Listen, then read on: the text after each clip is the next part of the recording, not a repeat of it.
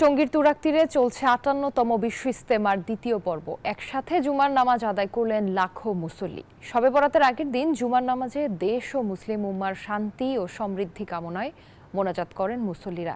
এই পর্বে অংশ নিচ্ছেন সাতপন্থীরা।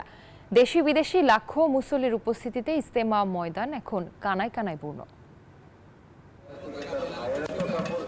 টঙ্গীর তুরাগ তীরে চলছে বিশ্ব ইজতেমার দ্বিতীয় পর্ব। শুক্রবার ভোর থেকেই ময়দানে আসতে থাকেন মুসল্লিরা। ফজরের নামাজের পর থেকে শুরু হয় আমবয়ান। এই পর্বে অংশ নিচ্ছেন সাদপন্থীরা।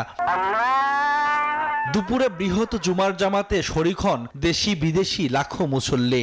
ইমামতি করেন মাওলানা সাদের বড় ছেলে মাওলানা ইউসুফ বিন সাদ। নামাজ শেষে বিশ্ব শান্তি কামনায় মহান আল্লাহর নৈকট্য লাভে ফরিয়াদ জানান মুসল্লিরা। আমরা ইসলামের জন্য, ইসলাম শান্তি, ইসলাম সবকিছুর জন্য, ইসলাম নিরহ ঠান্ডা শান্তি। আমরা কোনো কাজ্যা ঝগড়া কোনো কিছুর মধ্যে নাই। নেক হয়ে চলার তৌফিক দান করে এবং সবাই যেন আমরা ভালো কাজ করতে পারি এবং আখিরাতে সফলতা অর্জন করতে পারি।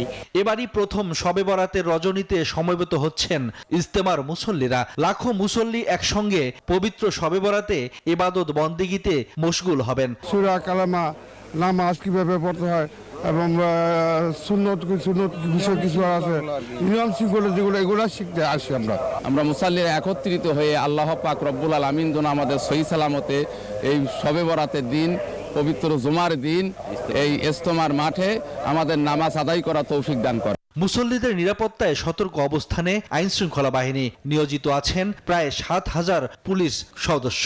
আমরা পহরা রেখেছি, আমরা চেকপোস্ট রেখেছি, আমরা সিসি ক্যামেরায় লক্ষ্য রাখছি, আমরা ড্রোনের মাধ্যমে লক্ষ্য রাখছি, আপনারাও লক্ষ্য রাখছেন আমরা জানি। এই পর্বের আখেরি মোনাজাত আগামী রোববার। Desk report, news 24।